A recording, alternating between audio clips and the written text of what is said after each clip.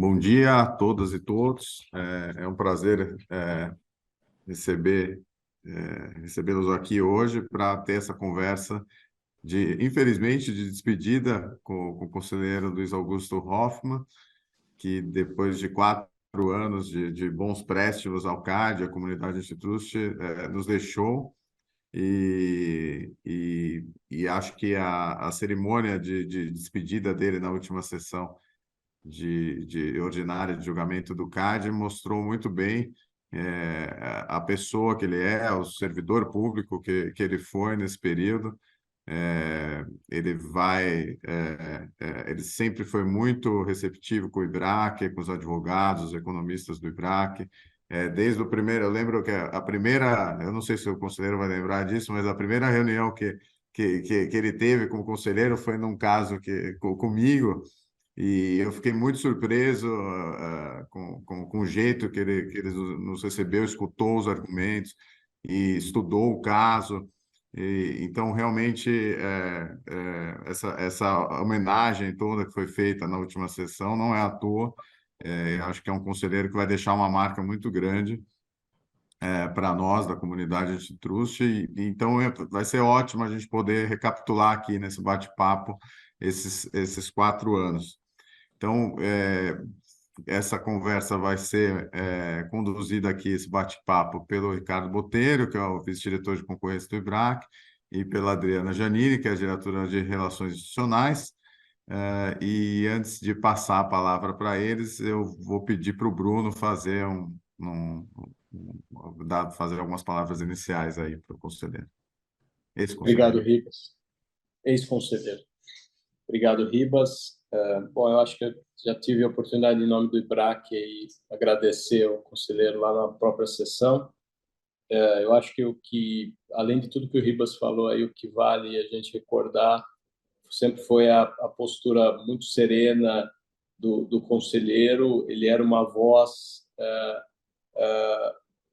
em que nós advogados ali, conseguíamos muito bem conversar, e sempre foi uma pessoa que sempre nos tratou muito bem, sempre deu muita abertura para os advogados, e sempre com uma preocupação aí de manutenção da jurisprudência do CAD, e obviamente, naquilo que necessitava de alterações, que as discussões fossem bastante aprofundadas e serenas também. Então, ele era uma voz de tranquilidade ali no conselho, uma voz que nós, advogados, sempre recorríamos ali quando a gente precisava discutir ali assuntos em que tinha, obviamente, algumas bolas divididas ali. O conselheiro sempre pautou ali por esse respeito à tradição e aos precedentes do CAD. Então, acho que é o ponto que eu gostaria de ressaltar aqui, que foi muito importante para nós advogados. Tá?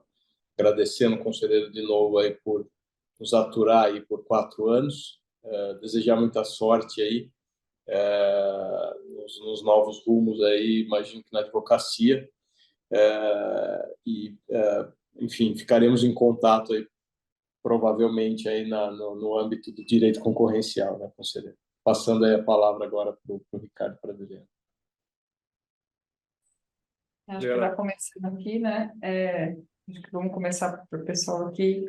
Bom dia, né? Agora Hoffmann, não mais conselheiro Hoffmann. Obrigada pela presença e obrigada por esses 4 anos, né? Acho que a despedida, a gente estava comentando aqui, foi uma despedida super emocionante. Eu contei mais de 10 pessoas falando na sessão, e eu acho que isso reflete aí muito o seu trabalho nos últimos 4 anos, né?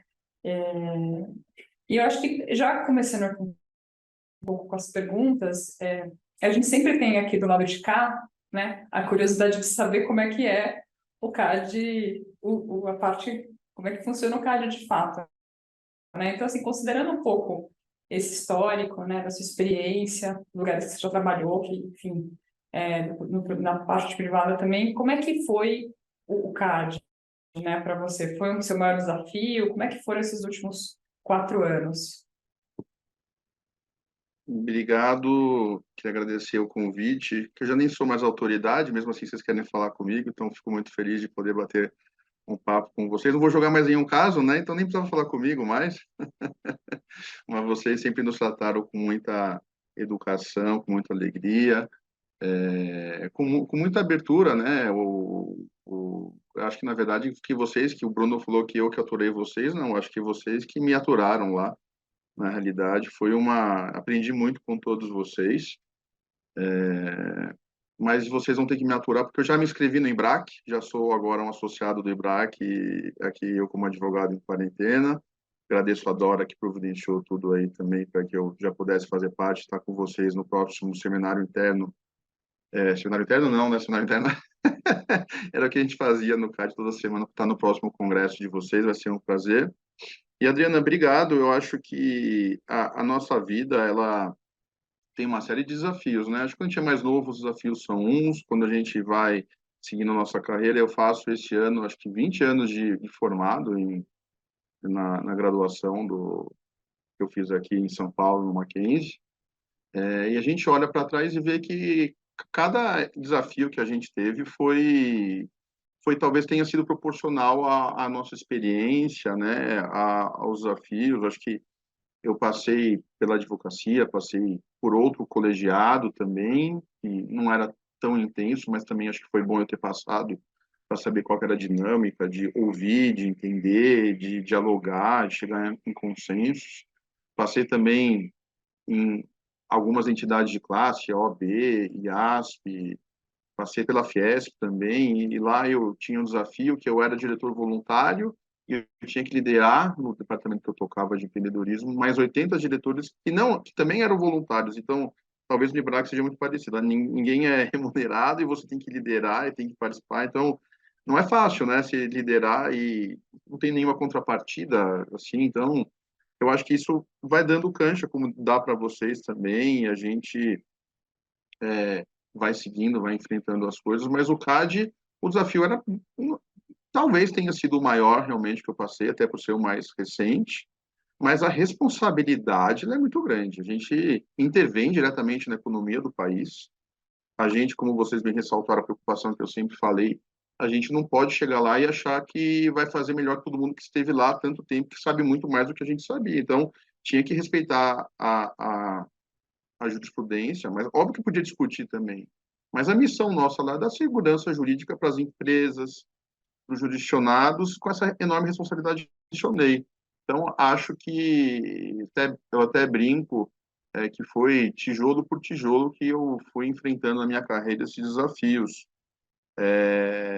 Mas aí, enfim, cheguei, vou morar em Brasília, não vou morar em Brasília, de repente, pumba, veio a pandemia, então nem tinha essa opção de morar em Brasília, que eu queria ter tido a oportunidade de morar lá, mas acabei não tendo. E aí depois você começa a conciliar agenda, estudos, representar o CAD em eventos.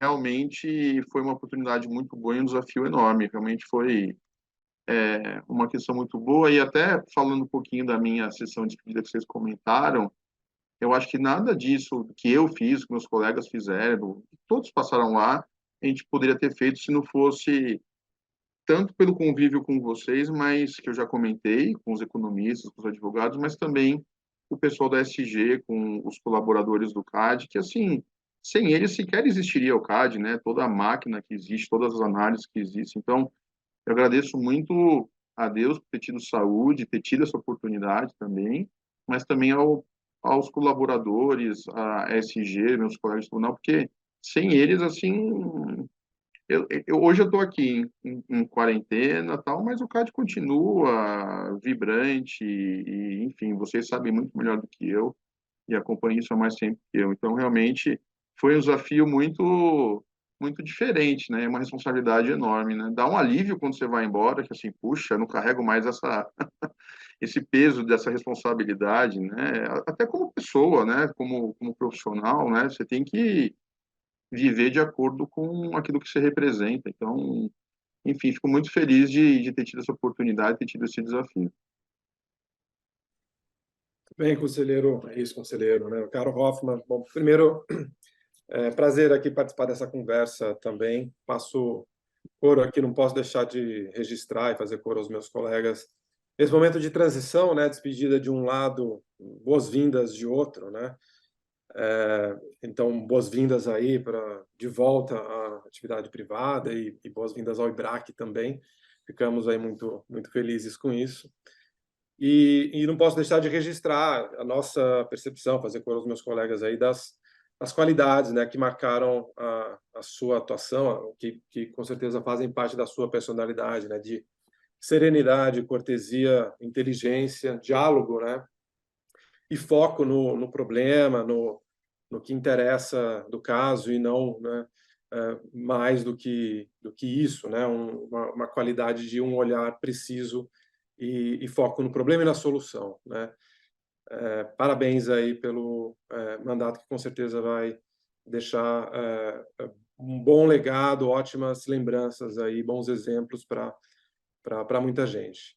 E aí, continuando a conversa, acho que interessa sempre ouvir também da experiência de quem passou pelo CAD, ou a diferença de visão antes de entrar e depois, né, desse período. O CAD é um órgão de referência da administração federal, mas muitas vezes pouco conhecido, né, bem por Brasília, pelo país todo. E você já começou a falar um pouco do que essa experiência te marcou, mas seria interessante ouvir um pouco mais, assim, né? Qual é a sua visão agora na saída que foi surpreendente para você ao longo dessa trajetória? Obrigado, Ricardo, pelo convite, também pelas palavras. A admiração aqui por você e por todos que estão presentes aqui também, ela é mútua.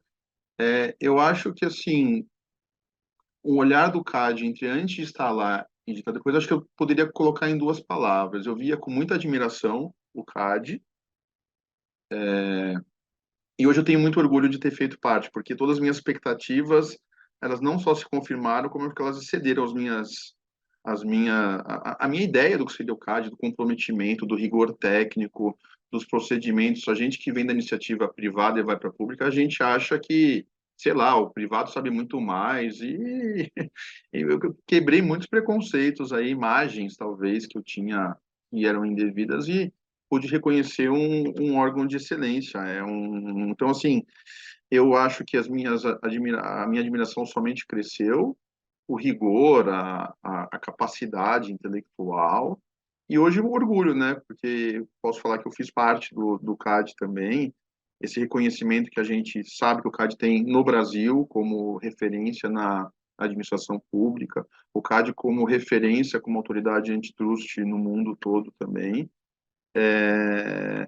E eu acho que muda um pouco também a visão que o advogado tem também, até da sua própria atuação.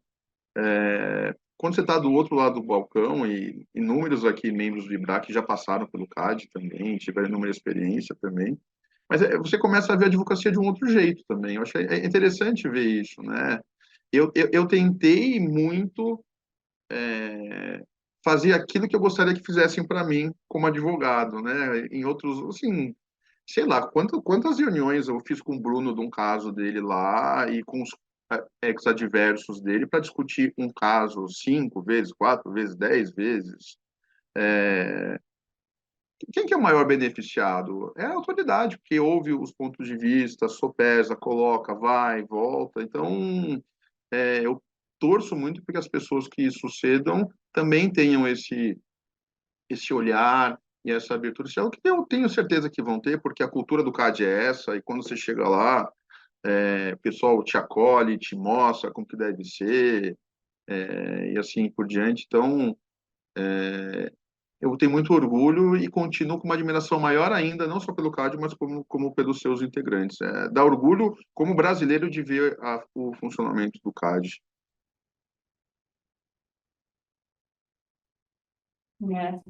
Realmente é interessante, né? Estar do lado de lá, né? Agora de volta para o lado de cá, mas falando um pouco, Hoffman, dos seus casos, né? Que você foi relator de casos super importantes aí, principalmente acho que áreas de considerações difíceis, né? Bem complexos, e até pegando um pouco o gancho na fala que você falou, que você começou dizendo que, bom, no final o CAD intervém diretamente da economia, né? E Uhum. quais, assim, acho que a gente queria saber do seu ponto de vista, quais foram os casos mais difíceis e mais interessantes e também de teorias antitrustes novas que vocês adotaram? Como é que foi para você essa questão desses casos grandes? Bem, essa pergunta aí vai perpassar pelos últimos 4 anos, porque foram, tanto como relator ou como votando no caso, ou abrindo ou não divergência, acho que foram muitos casos, na realidade, né? Logo de cara, eu lembro que eu fui o relator de um recurso do caso da Boeing e da Embraer, e discutia a legitimidade de recorrer no Ministério Público. Super tranquilo para quem está chegando, tem que discutir se o Ministério Público pode recorrer ou não em atos de concentração. Esse acho que foi, assim, nossa, um prêmio que eu ganhei, né? Logo no início. Mas foram vários. Eu lembro muito uma interação que eu tive com o Caio Mário, que era o advogado também, no caso Atena em São Bernardo, o caso de planos de saúde no estado do Espírito Santo. Ali a gente negociou o meu primeiro ACC que eu conduzi e foi unânime, foi bem bacana, foi uma experiência bem interessante. Nossa, que mais? Teve o caso do Carrefour e do Big também. Esse caso, meu pai, eu resolvi. Tinha uma discussão muito interessante sobre qual seria o filtro para a gente definir o poder de mercado, se a gente ia considerar 20% ou não. E a ESG tinha considerado 40%, ela só tinha oficiado de 40 para cima. Aí eu cheguei, tinha sido logo depois daquele caso da Oi, e aí eu falei, gente, como que eu vou julgar um caso sem saber se tem problema dos 20 aos 40? Eram, sei lá, 300 mercados relevantes, a SG tinha feito um trabalho sensacional, e aquele dilema de você saber se você, como gestor público também, aonde você coloca os seus esforços e a máquina pública, se precisa ou se não precisa, e aí eu respirei fundo, lá no gabinete a gente falou, vamos oficiar, e a gente oficiou, sei lá, quantas centenas de lugares, e eu tinha um receio de colocar, de ficar bem constrangido depois de falar que não precisava ter oficiado, né? Mas eu falei, eu vou oficiar porque eu não quero ter essa dúvida, vai ser melhor até para o tribunal ficar mais confortável em decidir, pode servir de referência no futuro até para a jurisprudência nesse segmento. A gente oficiou, e aí foi muito lindo ver todos os departamentos do CAD ajudando na instrução, a própria SG, o DEE. Foi criado até um programa lá pelo setor de TI do CAD, também para poder compilar as informações, e no final a gente entendeu que não tinha problema de 20% a 40%. Aquela minha preocupação, ela se confirmou, mas virou um precedente para o mercado e para ser utilizado, e mostrou foi unânime também. Foi um momento que o tribunal também voltou a se unir, então acho que foi por vários motivos, foi muito interessante, e tiveram várias discussões nesse caso de como você define o mercado relevante, qual o raio que você usava, quais dados que você usa, tinha questões de Big Data também, então foi de se usava dados ou não dos consumidores, foi um caso muito interessante. Teve um agora, dessa última sessão, um caso também aí dessas plataformas no mercado de trip, né, de transporte regional, foi o caso da Busco, de passageiros, foi bem interessante também. Teve o caso da Redditor Sul América também, que, enfim, te julgou, até lembro do Ribas, perguntou para mim quando que a gente ia julgar ou não, se podia atender os colegas dele também, a gente obviamente recebeu todos também lá, foi um caso, não, entendemos que não tinham problemas concorrenciais, mas foi bem interessante pelo porte da operação também. Aí tem os casos da Petrobras, o caso da Compass também. Teve um caso muito interessante, foi um caso que se discutia a autorização de direitos políticos, era uma espécie de uma decisão interlocutória no caso da MCC e Login, que a empresa tinha sido adquirida via OPA antes da aprovação do CAD, então a SG fez um trabalho, nesse caso, sensacional, eu praticamente acompanhei o que a SG tinha feito, mas teve que ser bem rápido também. Enfim, acho que dia 6, acho que a Adriana comentou, acho que foram esses os casos que me chamam agora, assim, um pouco mais a atenção. E aí tivemos os casos também de conduta unilateral, né? A gente sabe a importância que tem hoje, né? No caso de condutas, essas questões do abuso do poder de mercado. Eu lembro que um dos primeiros que eu julguei foi o caso da PSP. Tinha uma série de questões de litigation litigation, que é um tema que eu realmente gosto bastante, acho super interessante como que esse equilíbrio e essa harmonização do direito de petição com o abuso do direito que ele pode causar, cláusula de exclusividade também. Tivemos aqueles vários casos, né? E acho que a Adriana estava também nesses casos aí também do setor portuário, também de SSE, ou que o pessoal não gosta de falar que é a THC2, enfim, tivemos vários casos aí. Isso vem desde o começo do CAD, nessa discussão, a gente pega os precedentes e vê que desde quando o Cueva era conselheiro, tem essa discussão no CAD, então a importância de que vocês falaram de analisar e contextualizar com tudo que já aconteceu também. Aí lembrando do Bruno aqui também, aquele caso do Hemobanco, o recurso voluntário lá, sobre aquela discussão de cláusula de exclusividade, enfim, conjunto de pagamento antecipado, estava em conjunto, foi bem interessante também. O Ricardo estava no caso também, acho que lá da Reman também foi um caso bem interessante que a gente discutiu, não em conduta lateral, mas em AC também.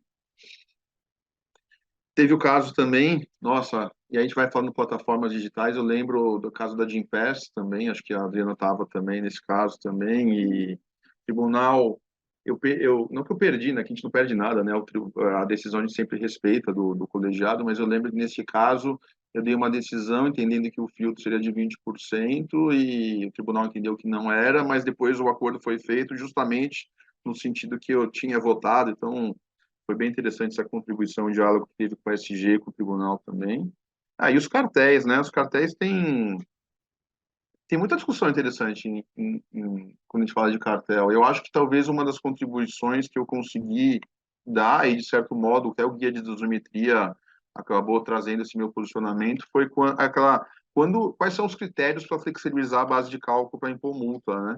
Eu acho que esse eu trouxe lá, vocês conhecem bem, 4 critérios para que nunca se sabe quando que é desproporcional a condenação ou não, né? Então fica muito subjetivo, né? E ali eu tentei traçar um paralelo, trazendo alguns pontos do direito comparado, de como que a gente faria para fazer isso. Isso acho que a gente fez no PA de cartel de PVC, de tubos e conexões.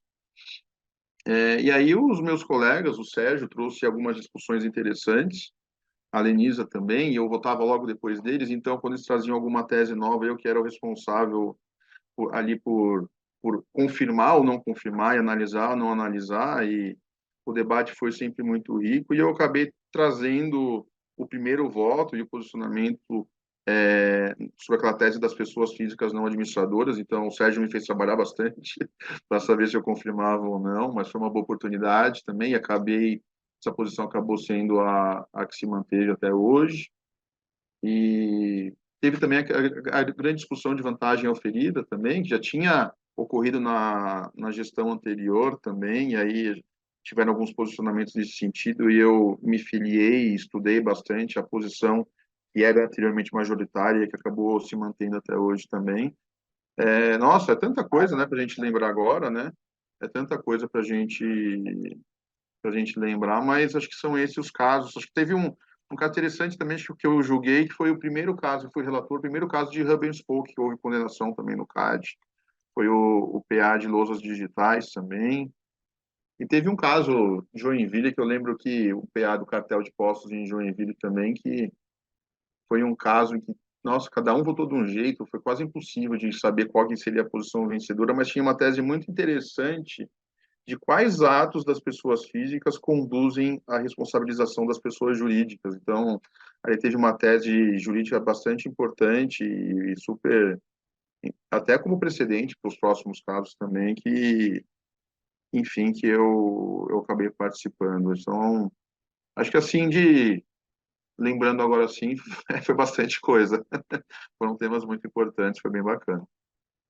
Sim, gostaria de bastante coisa. Parabéns aí mais uma vez pelo legado. Ricardo, só um comentário. Eu lembro desse caso de Joinville. A gente foi fazer o plenária comentada no Ibracast desse caso e era impossível relatar. Acho que a gente passou, o caso deve ter tido algumas horas, né, de votação, talvez 2 dias se somar todo mundo falando. E a gente acho que demorou uns 20 minutos para contar o caso da plenária comentada, né? Esse é um É. bom. Aliás, é um ponto que eu acho que eu queria trazer para vocês sobre a plenária comentada, o podcast de vocês, que dá os parabéns. Eu escutei todas, escuto todas ainda, o pessoal do CAD escuta também, isso demonstra a importância que tem, eu acho que o próprio IBRAC, como aí o guardião junto ao CAD da livre concorrência, representando a sociedade civil, acho que como essa questão da advocacia da concorrência é importante o trabalho que vocês fazem, né?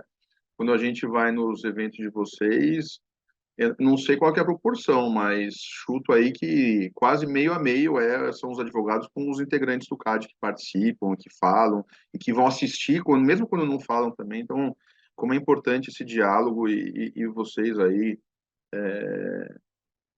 Lembro que no começo do mandato tiveram uma série de avocações, e aí todo mundo ficou preocupado. Aí eu vou fazer bullying com o Bruno hoje. Aí ele me chamou no evento aqui no IBRAC, e falou, tinha aquele paralelo do novo normal, da pandemia, e o Bruno me perguntou se esse era o novo normal do CAD, que a gente ia avocar tudo. Essa preocupação de vocês de segurança jurídica, de saber da gente, né, como que ia ser. Eu falei, nada de novo normal, Bruno, nada de novo normal. E aí, enfim, enfim, teve ali alguns casos que houve maioria para avocar, alguns eu acompanhei, outros não. Mas eu queria ressaltar essa importância aí do que vocês fazem, né? Como isso afeta diretamente os nossos posicionamentos, afetava diretamente os nossos posicionamentos e faz com que haja diálogo, que haja abertura, que a gente possa conversar, que a gente possa ouvir, que a gente possa saber, porque, enfim, ninguém é senhor da razão, né? Ninguém sabe tudo. Né?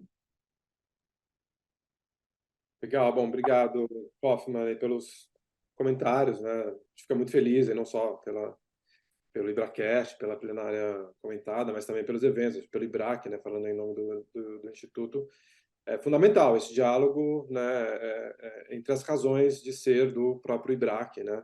A gente fica muito feliz de ter essas ocasiões de interação, né? Agora também as portas do nosso seminário internacional, que é o principal evento do ano, justamente também por isso, né? São vários painéis em que os temas são discutidos e é sempre essa preocupação de dividir a mesa para ter, né, não só diferentes visões da área privada, como academia, a prática, mas também, principalmente, sempre autoridade, né? Não só falando, mas também participando ali do evento como um todo, né? Então, sempre muito bom ouvir isso aí.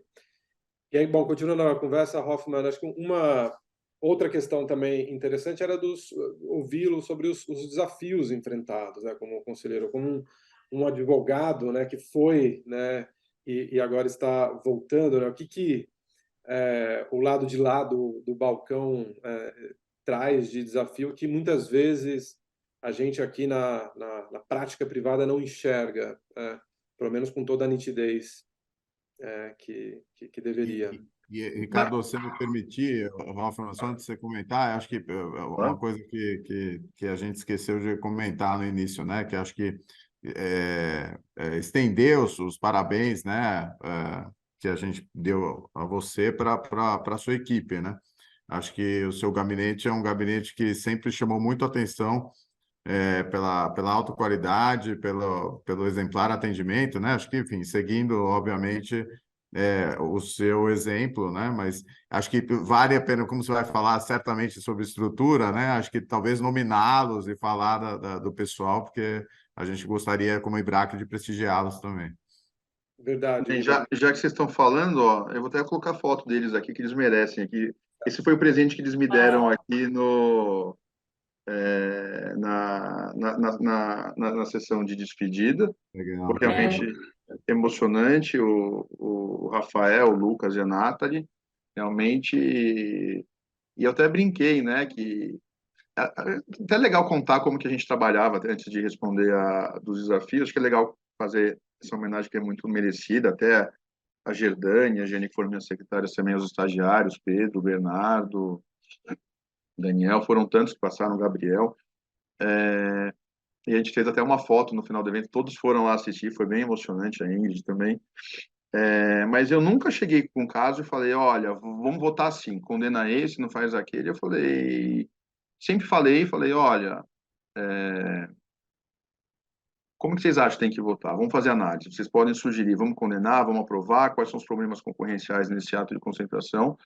E aí era legal que, assim, isso fez com que todos se desenvolvessem, porque eles tinham que justificar. E aí vinha, falava, não, aqui vocês pensaram nisso, mas aqui pensaram naquilo outro. E às vezes, obviamente, você olha o caso, você já sabe como que você se vai se posicionar ou não, e muitas vezes a gente não concordava, né? Aí eu fazia, não birra, mas aí ficava provocando. Falei, não, mas vocês pensaram nisso? Aí, assim, só que às vezes eu tinha que me dar por vencido, porque eu era convencido por eles, né? Então, eu acho que isso vem muito da advocacia também, que é essa troca de ideias que existe na advocacia, né? Toda minha experiência profissional por onde eu passei, nunca existia uma decisão, um posicionamento como advogado de uma pessoa de um jeito, é uma questão construtiva. E aí eu acho que o que eu tentei fazer no meu mandato, quando eu cheguei, e até o Ednei me comentou, e me lembrou disso. Quando eu cheguei, a primeira coisa que eu fiz foi fazer uma reunião com todos os coordenadores da ESG, com todos os colaboradores, departamentos, DEE, etc., para saber como que era o trabalho dele, como que eles faziam, como que não faziam.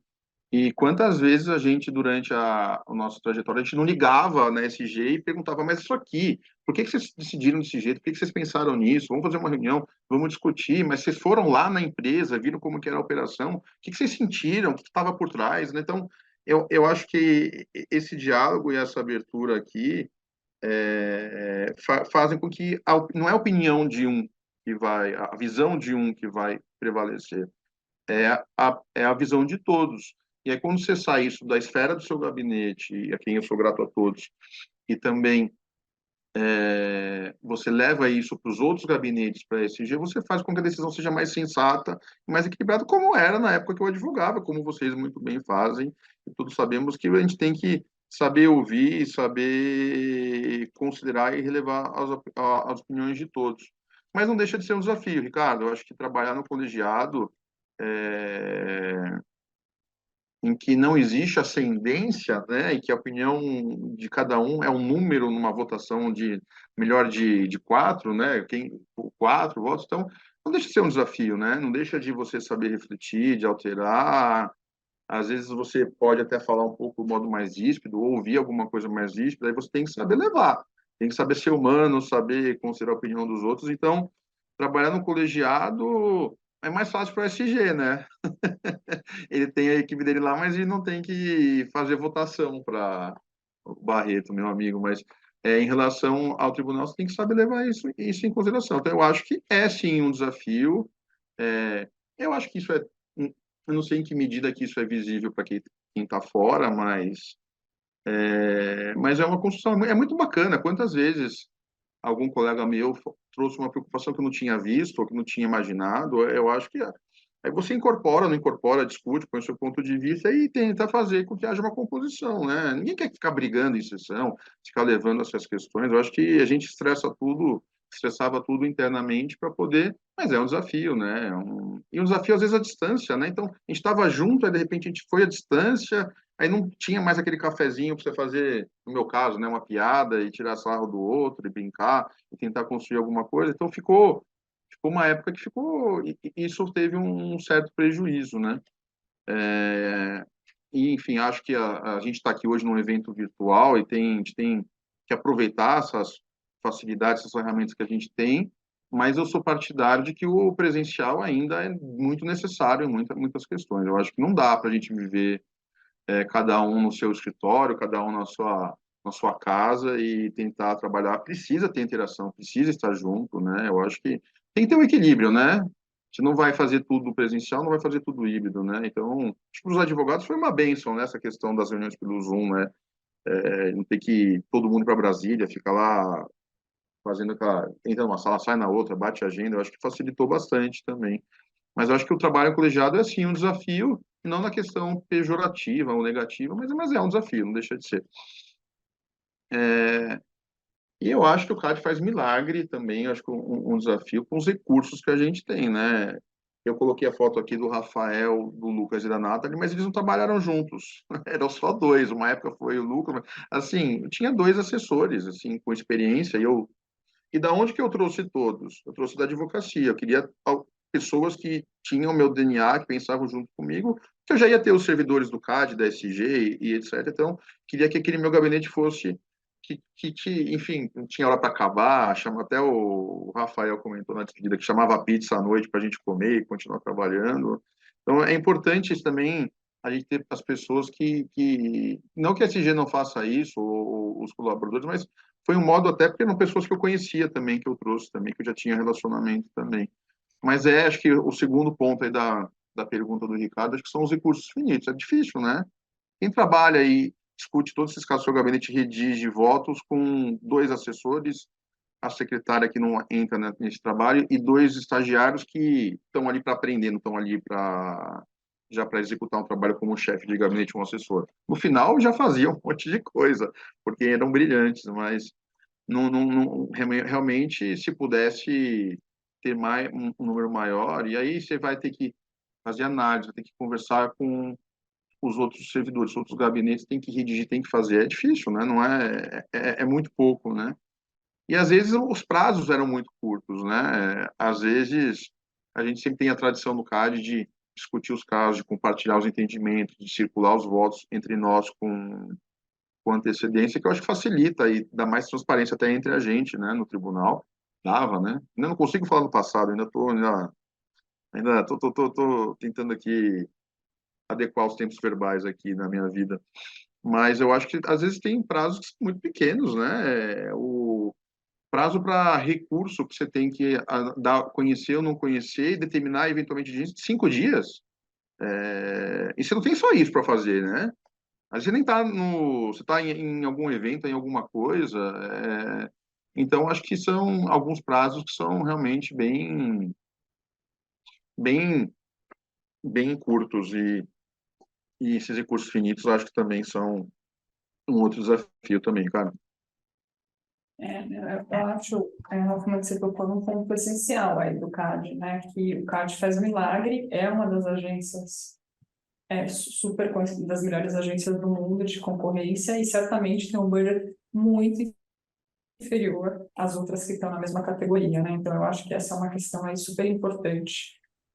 E a gente vê isso desse lado da mesa, né? A gente vê que o pessoal que está no CAD, de fato, tem ali muito mais, tem um amor ali pela coisa, né? Porque realmente é muito difícil com os recursos existentes. Mas até pensando um pouco nessa parte, né? Com os recursos limitados do CAD, você acha que deveria ter uma organização um pouco diferente, assim, talvez essa organização, essa divisão entre SG e tribunal funciona, os conselheiros terem mais poder? O que você acha que poderia mudar, ou você acha que está tudo bem, em termos organizacionais, pensando inclusive nessa parte aí dos recursos de tempo e de dinheiro e pessoal do CAD? Legal. É curioso, Adriana, porque essa pergunta foi feita para mim antes de eu entrar no CAD na minha sabatina no Senado. O senador lá, já é falecido, o Major Olímpio, me perguntou o que eu achava da recomendação da SG, da Chinese Wall entre a SG e o tribunal. E eu lembro a minha resposta naquele dia, que eu achava que é válida, que tem que, obviamente, que tem que ter, mas acho que era uma crítica até que a OCDE tinha feito, de que teria que talvez ser robustecida essa divisão. Eu não lembro bem o teor da manifestação da OCDE, mas eu lembro que eu falei que a gente tinha que olhar isso com calma, que tinha que olhar com um olhar crítico e entender bem porque funcionava bem. E hoje eu posso falar, até pelo meu perfil, que vocês me conhecem bem, eu acho que funciona muito bem esse Chinese Wall entre a SG e o tribunal. Todo mundo tem autonomia, tem as suas esferas de competências, só que dá para pular Chinese, os walls, né? Você pode conversar. Existirem a Chinese walls não significa que você não pode conversar, desde que você respeite as independências, as esferas e as tomadas de decisão. É, a SG, na gestão tanto do Cordeiro como do Barreto, que são as gestões que eu participei da SG, estando no tribunal, sempre houve diálogo, sempre houve apresentação dos casos, e o Barreto fazia isso já como tribunal, e faz isso muito bem como superintendente-geral. Então, eu não vejo uma necessidade de alteração no nosso sistema. Eu acho que eu não peguei a época da SDE, mas eu lembro que tinha que ir num lugar, pegar o carro e ir no outro. Às vezes nem lembro se era na mesma cidade, em algumas épocas, a secretaria e etc. Então, eu acho muito importante esse desenho que tem desde a Lei 12.529, o modo que ela é feito, e eu acho que eu não vejo uma necessidade de alteração, né? Quanto aos conselheiros terem mais poder, pô, a gente já tem bastante. O que mais que os conselheiros precisam fazer? Já decide todos os casos do país, intervém diretamente na economia, é a voz final da autoridade antitrust brasileira. Eu não vejo uma necessidade de grandes alterações. E aí a gente começa a comparar o CAD com outras autoridades no mundo. Pô, desculpa, nossas sessões são transmitidas ao vivo no YouTube. Tem outras autoridades que você nem sabe como que funciona, não tem sessão pública, a gente nem sabe como são feitas as decisões. Quão mais transparente a gente consegue ser? Não sei, acho que não tem mais como ser mais transparente, né? E vocês comentaram aí dos diálogos com os advogados, a gente falou bastante disso aqui hoje, já não vou ficar repetindo, mas, poxa, é aberto, é transparente, tem comunicação com os advogados e tem uma centena de acordos de cooperação eu brinco muito que eu falo, né, que a administração pública no Brasil é uma só, não existem duas, três, quatro, cinco, é uma só. Então a gente tem a obrigação de conversar com as outras agências, com as agências reguladoras, com os ministérios públicos. O CAD tem centenas de acordos de cooperação com entidades brasileiras e acordos de cooperação internacionais, inclusive casos concretos com o exterior. Quantos casos de fusões, quantos atos de concentração internacionais nós já analisamos, que a gente ligava, pegava e tinha reunião com autoridades fora, enfim, para poder ouvir como que eles tinham decidido, quando que iam decidir, como que deveria ser feito. Então, eu tendo a ser muito crítico em tudo que eu faço e por onde eu passo, mas até para manter a coerência com a minha resposta inicial de como que eu via a minha segunda pergunta que vocês fizeram, essa admiração e esse orgulho de ter feito parte. Eu acho que a gente sempre pode ter mais aprimoramentos, trazer novas ideias, mas eu acho que o grosso, o mais importante, o CAD já faz, e daí que vem esse reconhecimento, né? Acho que eu estou sendo até redundante aqui, prolixo nesse meu ponto de vista, mas é que realmente é genuíno e é de coração, realmente dá orgulho. Eu acho que, enfim, eu não vejo assim grandes alterações a serem realizadas. Tem uma discussão se tem que ter mais ou menos conselheiros, né?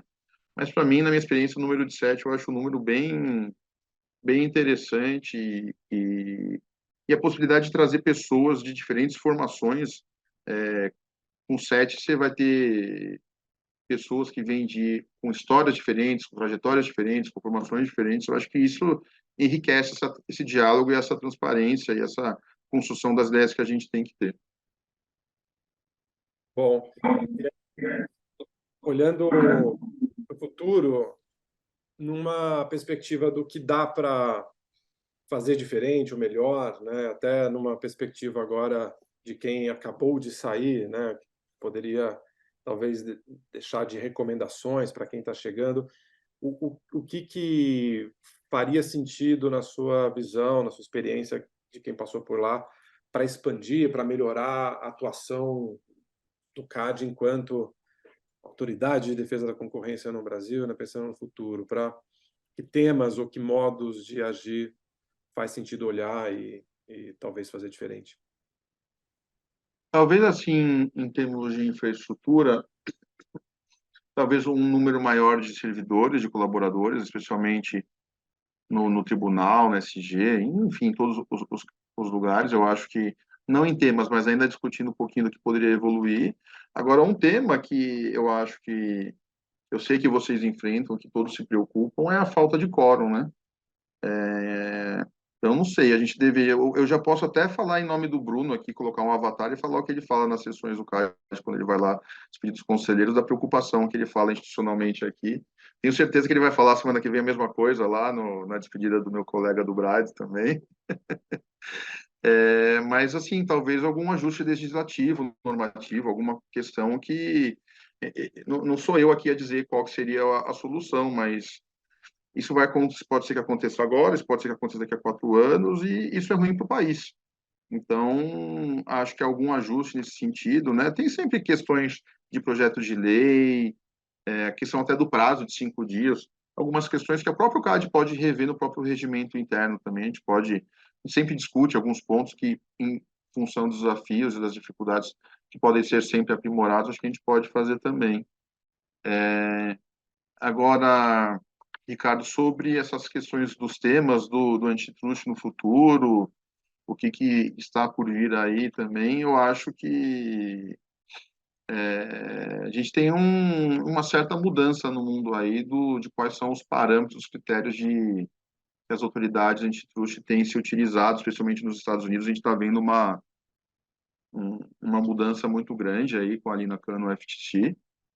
A gente vê bastante discussões aí de quais são os princípios, né? A gente tem uma lei muito clara, né? Os nossos princípios são muito claros, mas eu acho que esse é um ponto aí que essa discussão, e vocês que sempre estão presentes nos eventos internacionais aí da ABA, a gente vê bastante o CAD lá, o presidente Cordeiro falando muito bem, que são suficientes os critérios, os princípios que a gente tem, até por conta do nosso direito positivo, eu compartilho e acho que a gente tem os critérios também, mas é uma discussão que eu acho que ainda vai ter.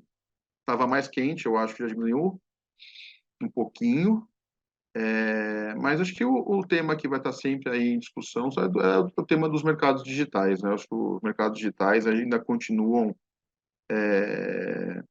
com essa proeminência. Tem essa discussão ainda de existir uma regulação ou não, né? Saindo um pouco da concorrência, mas de ter uma regulação de ser ex ante ou não.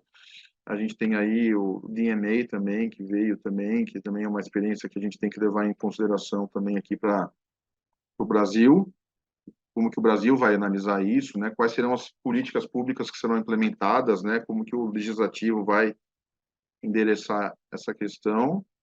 E aí a gente vê também agora bastante questões de questões não horizontais nos ACs, né? Questões de integração vertical, questões aqui dos conglomerados também. A gente falou um pouquinho hoje já sobre os casos aí que nós julgamos de condutas unilaterais também, até em decorrência da maior concentração em alguns mercados, a gente começa a ver também uma, uma questão bastante importante também. E aí a gente tem, voltando para os Estados Unidos, essa questão aí dos impactos e a concorrência em relação aos mercados de trabalho. A gente tem um caso em andamento no SG sobre os cartéis em RH também. Esse é um ponto bastante discutido no mundo todo, que o CAD já tem um caso em andamento. Teve até, se não me engano, uma reprovação aqui por conta dessas questões de mercado de trabalho numa operação nos Estados Unidos, acho que da Penguin Random House e Simon Schuster também, que super recente que foi que saiu. E nessa questão aí também de sustentabilidade, né, a gente viu que a autoridade da Austrália, ICC, ela aprovou uma operação agora recentemente, porque essa operação traria benefícios ambientais, em detrimento até das preocupações concorrenciais. Então, voltando um pouco nessa questão aí também dos princípios norteadores das autoridades antitruste ao longo do mundo. Então, a gente está vendo uma evolução, né? Uma discussão em algumas aplicações e casos concretos em outras jurisdições também. E aí tem os temas mais atuais também, eu acho, dados, né? Que a gente também, questão de privacidade, essa interface com a própria LGPD, questão também, acho que um ponto até de um caso que a gente discutiu dos direitos políticos, também de fundos de investimentos, ofertas das ações em bolsa de valores. Então, acho que são temas aí que a gente já enfrentou, que as outras autoridades têm enfrentado e que acho que vão continuar nessa toada, né? O direito, como diziam meus professores, ele acompanha a sociedade, os desafios da economia. A economia muda, o mundo mudou, né? E a gente vai ter que acompanhar e estar o CAD vai ter que estar atento a essas mudanças, como sempre esteve, e como sempre muito bem tem enfrentado. Não, obrigada, pela sua visão, super interessante. A gente acha também aí que essas questões dos Estados Unidos vão pegar, mas assim, até já tentando finalizar, porque a gente está bem ciente aqui do tempo, e a gente queria saber quais são seus planos para o futuro, né? Terminando a quarentena, o que vai rolar? Bem, não chama muito segredo, né? Eu vou voltar para a advocacia. Eu acho que, enfim, uma alegria muito grande que eu tô de poder voltar para a advocacia. Esses desafios do público e do privado realmente é um chip bem diferente que a gente troca, demora para, enfim, você se acostumar com o outro, mas acho que isso para minha carreira, como comentei com vocês, acho que mudou muito a minha visão até de como advogado, de como ser um advogado, acho que isso é muito importante. Mas eu acho que eu vou participar agora de um novo desafio. Alguns amigos aí, investidores, me convidaram para participar de um projeto acadêmico novo. Acho que eu comentei com vocês aqui. Foi fundada agora, recentemente aprovada pelo MEC em junho, uma nova faculdade de Direito em São Paulo, chamada IE, chama Instituto de Estudos em Ciências Sociais. A ideia desse instituto, dessa faculdade, na verdade, dessa instituição de ensino, ela ter a integração das ciências sociais, de direito, com economia, com administração.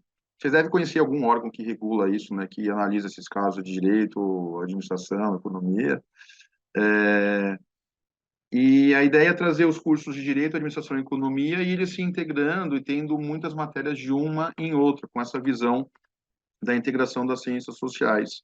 Então, houve aprovação em junho, né, desse curso de Direito, é o primeiro que vai ser lançado. O IE vai começar com o curso de Direito e vai começar em 2024 com uma pós-graduação, adivinha em quê? Em Direito Econômico, em Regulação e Concorrência. Então, eu vou ter a oportunidade aí, aproveitando também meu período de quarentena, de organizar e de ser o coordenador acadêmico dessa pós-graduação. Tenho certeza aí que o IBRAC eu quero apresentar maiores detalhes, conto com certeza com o apoio de vocês. E a ideia é que a gente faça isso tudo com base até em casos concretos, em trazendo pontos de vista diferentes. A metodologia a gente pensou bastante, é trazer uma análise bem dialética, trazendo pontos de vista diferentes e discussão de casos concretos, exatamente aquilo que a gente faz tanto no CAD como na advocacia também, e tentando trazer essa questão aí para fomentar e poder disseminar a advocacia da concorrência também, né? Como uma especialização, né? Então, é uma pós-graduação, e aí em 2025 a gente vai começar com as turmas de graduação. Vai ser no bairro dos Jardins, é a sede da instituição de ensino. Então, respondendo aí a pergunta, desculpe pelo jabá, que eu estou aproveitando aqui para fazer aqui a propaganda, mas eu quero me dedicar bastante nessa parte acadêmica também. Eu acho que é um modo que a gente tem, eu tendo servido aí o país, representado o CAD, eu acho que é um modo da gente continuar a levar essas discussões e fomentar essas discussões também. Eu acho que muito, muito importante, eu conto com vocês. Não vai aparecer aqui a legenda do site do Instituto para todo mundo conhecer, mas é IEX, né, Instituto de Estudo em Ciências Sociais, .edu.br, para quem quiser conhecer mais um pouquinho aqui. Peço desculpas aqui mas eu tinha avisado, tive autorização para poder comentar um pouquinho aqui, até pela temática que é tão próxima aí de todos aqui do IBRAC. Super novidade. Parabéns, Hoffman. Conte conosco, conte com o IBRAC. É sempre interessante ter as discussões, né, técnicas e aprofundadas na área, sempre é importante para quem estuda, para quem trabalha na área, interagir com quem está mais focado na parte acadêmica. O IBRAC, você sabe muito bem que gosta muito dessas interações, então conte conosco, conte com o IBRAC nisso. Parabéns, né? Parabéns por essa iniciativa aí também. E, bom, em cima da hora, né, a gente está concluindo aqui essa conversa. Do meu lado, agradeço aí mais uma vez a oportunidade de participar. Foi foi realmente muito interessante. Parabenizo de novo aí pelo encerramento do mandato muito positivo, aí, com ótimos legados, como a gente pôde muito bem compreender aqui ao longo desse bate-papo. Obrigado, Hoffman. Eu passo a palavra aqui para a Adriana, e depois para o Ribas e para o Bruno. Obrigada, Hoffman, novamente aí pela participação, obrigada pelo serviço nesses 4 anos. E, enfim, boa sorte. Conta com a gente também com esse novo projeto. Bom, eu queria também agradecer o Ricardo e a Adriana pela moderação aqui, pela entrevista, ficou muito legal. E um especial abraço ao Hoffman, muito feliz de tê-lo no IBRAC. Agora, então, colegas aqui voltando, você, a advocacia, e estando ao nosso lado aqui nas nossas trincheiras. E vai ser um prazer, uma honra para nós. Parabéns pelo projeto novo e certamente com o IBRAC a gente vai ajudar a divulgar e fazer já pensando em parcerias, né? Já vejo os olhos do Bruno brilhando aí com o IBRAC Academy. A gente fazendo mais uma parceria com uma faculdade vai ser muito importante para nós. Muito sucesso. E, Bruno, as suas palavras finais antes de passar para o Hoffman.